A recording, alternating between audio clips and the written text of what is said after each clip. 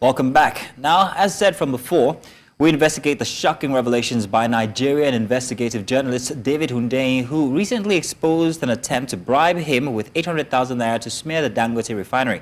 According to Hundeyin, the bribe was offered by a foreign NGO seeking to tarnish the image of one of Africa's largest and most ambitious industrial projects. The story underscores the length at which entities might go to manipulate public perception and also critical role of journalists in the media. So in an era where misinformation can easily sway public opinion, Hundeyin's refusal to accept the bribe and his commitment to ethical journalism are commendable.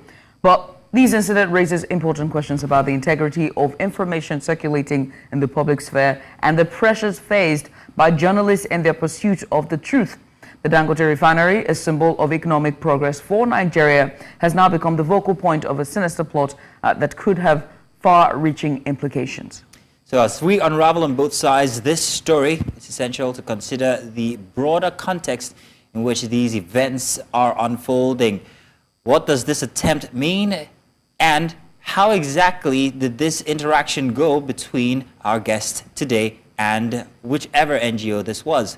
We now have joining us the journalist himself, David Hundeyin. Good morning, and thank you for joining us, David. Good morning. Thank you for having me. All right.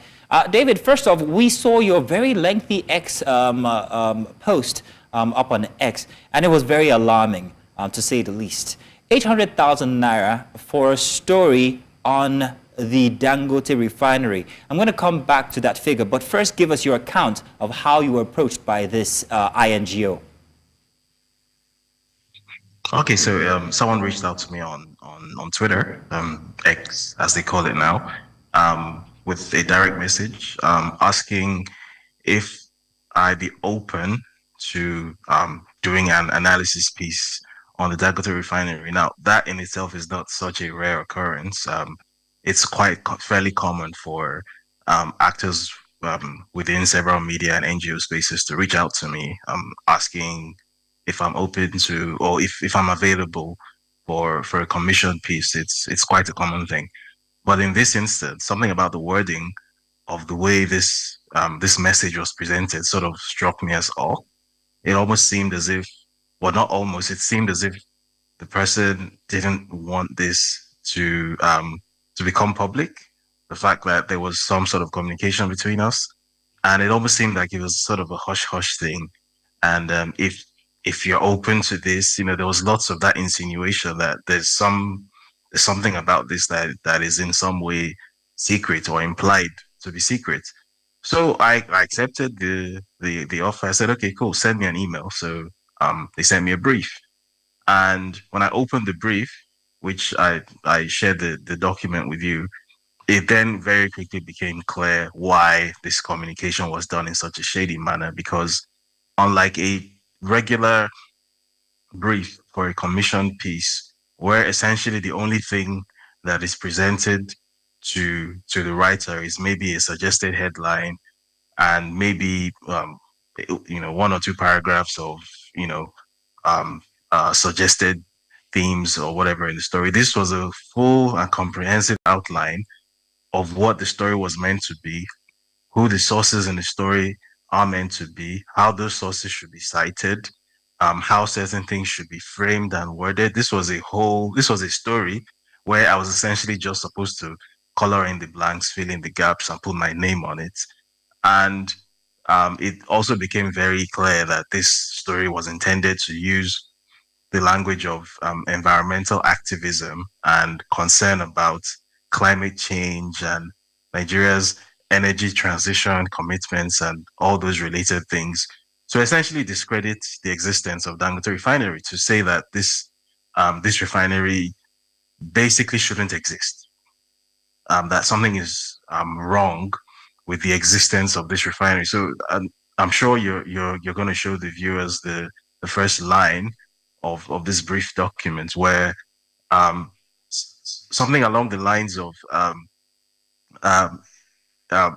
following the fire incident at Dangote Refinery, this raises questions about blah, blah, blah, blah, blah, especially in the light of Nigeria's energy transition, yada, yada, yada. So the very clear inference that was to be made in this story is that based on the commitments that Nigeria has made at the COP28 or or such other climate agreements that Nigeria is a signatory to, that Nigeria basically should not be supporting the opening of a petroleum refinery because use of anything to do with fossil fuel doesn't fit with Nigeria's stated environmental goals, which as someone who has a very sort of keen interest and a significant amount of knowledge within the African development space, this immediately rang alarm bells because one of the sort of ongoing controversies within the African development space, for anyone who has any knowledge of it, is this deep-seated attempt to force this thing called a green transition on Africa, which is the world's poorest continent, the world's least energy secure continent, despite having some of the world's largest and relatively cheap energy reserves to explore. So basically, the idea is that any development economist or development practitioner will tell you that the amount of energy that is generated and consumed in an economy is directly proportional and positively correlated to the amount of economic activity and economic growth that takes place in that economy. To put it very simply, the more power or energy that is consumed within your economy, the bigger your economy is, and the bigger your economy is, the wealthier your people are. It's just that simple. It's a 2 + 2 = 4 kind of calculation, nothing complicated about it. So basically, if you're a poor African economy, like most countries on the continent are, your number one priority should be to ensure that your energy reserves are exploited as much as possible so you can generate and consume as much energy as possible, which is what will drive your industrialization and will lift you out of poverty and eventually, into the process of wealth creation. This is very well known, within the development space. However, of recent, over the past decade, there has been this very sly and snide and mischievous attempt to use credible concerns about the environment and to use a series of international climate agreements to essentially browbeat or bully or bulldoze Africa into not making use of its own energy reserves and instead going after this completely unclear, undefined, and thoroughly inadequate chimera called green energy. To put this in perspective, green energy is an idea that not even the developed world has been able to figure out, right? Something like 40% of the electricity that is still being consumed across most developed economies still comes from coal, which is pretty much the dirtiest fuel there is on the planet, bar none, right? The UK burns coal, Germany burns coal, Japan burns coal, the US burns a lot of coal, right? There is no developed economy that runs off green energy inputs and renewables. It simply doesn't exist because even the technology, to all intents and purposes, is still very much under development, right? So if the developed economies, the wealthy economies, have not been able to figure out how to wean themselves off fossil fuels, why on earth would it then be Africa's responsibility, which is already the poorest continent in the world, which desperately needs an injection of energy into its economies? Why on earth would it be Africa's responsibility then to transition away from fossil fuel and into this completely unclear and undefined thing called renewable energy? So instantly, I smell the rat. That this article, the purpose of this article is to co-opt the voice of a local commentator in Nigeria to attack the existence of this oil refinery. The article, the purpose of the brief was basically to write an article that says that Dangote Refinery is bad for the environment, right? Because Nigeria shouldn't be doing anything that has to do with fossil fuels. Fossil fuels are bad. And that based on Nigeria's own commitments, which it has gotten into in all these several climate agreements and accords and whatnot that it has signed up to, under these agreements, basically Dangote Refinery should not exist. And the danger of allowing my name to be put on such an article is not so much that, okay, because it's not as if because I wrote an article, anything's going to happen to Dangote Refinery. I'm not that important. However, what it does is that it starts to feed a narrative. And I'm sure I was not the only one that these people would have reached out to. The NGO, by the way, is called Dialogue Earth. It used to be known as the China Dialogue Trust. It's now known as Dialogue Earth. It's based in London. The CEO is an academic, is a professor at the University of Oxford, and it's basically an NGO that focuses on climate issues, and for whatever reason, happens to only be active in the global south. So it's not an NGO that focuses on climate issues where climate issues are actually an issue, which is in the developed world, right? Because they are the ones who have all of the emissions. They are the ones who burn all the fossil fuels. They are the ones who emit all the carbon. But this NGO doesn't have any business with them. This NGO is only focused on Africa and the Philippines and China and India. It's the global south that this NGO concerns itself with. And I took a look at the entities funding this NGO. Who is the man behind the curtain? Because I think that's what a journalist is supposed to do. And it turns out that, well, I mean, there are several institutions and there are several people, but the two names that David. We're hoping that you can hear us. We've been trying to get your attention for a very long while. Please, if you would make your responses brief and if you would listen out for our instruction, would really appreciate that. Thank you very much, David. Judith, you were going to ask. Yeah, David, I was going to ask about the NGO. You were making comments about how, this seems like the West approach to try to smear, not just smear, but also stop somewhat industrialization of Africa as well. And when it comes to fossil fuel, them stopping fossil fuel, the claim of, climate action and the harm to environment, etc., etc. But I must ask about, Dialogue Africa, the firm that reached out to you. You're an investigative journalist. Have you been able to do a lot more digging on this company and to see that if this is just a targeted thing to Dangote Refinery or a targeted thing to the entirety of Africa or even West Africa? Because it seems like, I mean, looking from the outside looking in, and even from a layman or just someone who's a passerby, this seems like is why Dangote Refinery, they're just starting out. They haven't done anything. Why Dangote Refinery? Why not other bigger refineries across Africa or other African companies that are, investing heavily in fossil fuel and refining? So this NGO, which is known as Dialogue Earth, not Dialogue Africa, by the way, Dialogue Earth, it used to be known as the China Dialogue Trust. It started off as a climate-focused NGO, which for whatever reason was focused almost exclusively on China, because apparently China is where the majority of the world's manufacturing takes place, the world's production takes place, and it's also where the majority of the world's emissions happen to originate from. It's where a lot of trees are cut down for the sake of industrial agriculture and industrial processes and whatnot. So this NGO originally was focused on China, and as far as it's possible to tell, when you dig into the work of this NGO, which, by the way, I think I actually shared a link on my Twitter handle where people can actually take a look at some of the projects that it's been funded to do. I think in the images you were sharing, some of those projects were listed as well. Some of the Ford Foundation funding. All right, David, we've got so many questions to ask you. So I'm going to go ahead and read something that you posted only just, it was this year, on the 21st of July.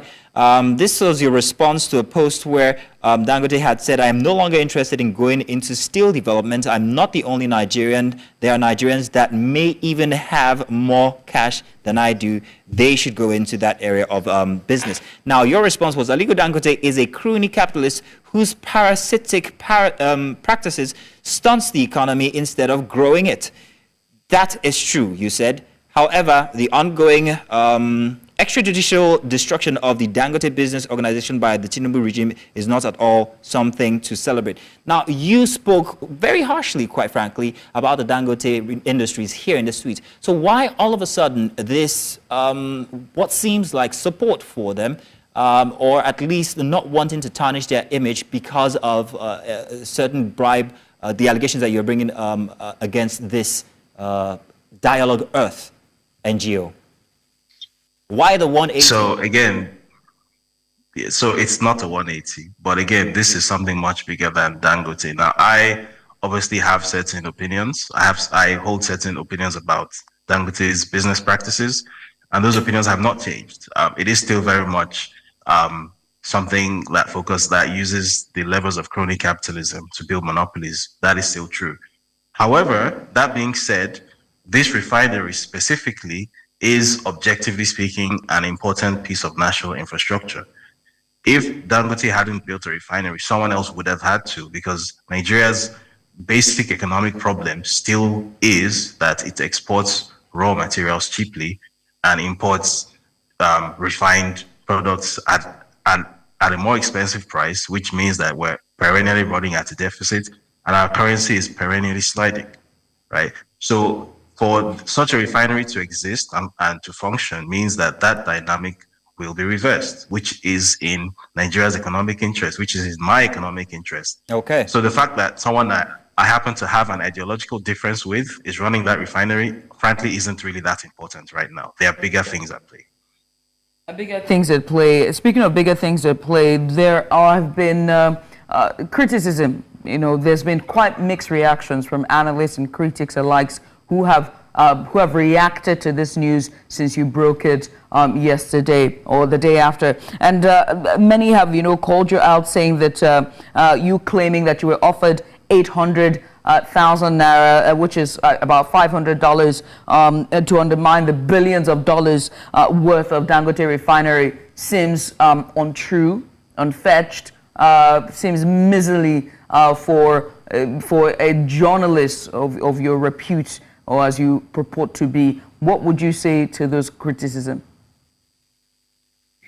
I mean, I shared the brief documents with you, so it's there in black and white, the fee that was offered. So I really don't know what to say. And what they say is that it's small. They claim that why all this ruse? I mean, just to speak on that particularly, they're saying that, because I'm looking at a tweet here from you again. It says you posted this on Twitter, X. Dangote Refinery, in quotation mark, is a small cartel's political tool used to crowbar their way into becoming sole energy provider for 200 million people. Whether it refines a single drop of oil or not is completely unimportant to them. It might never actually work at Dangote Steel Mill Pro Max. And so that statement from you now being reached out to write an article damaging Dangote Refinery, receiving $500. The critics have said all of these statements. I would like for you to give a more robust, response to them. Well, again, as I said previously, two things can be true at the same time.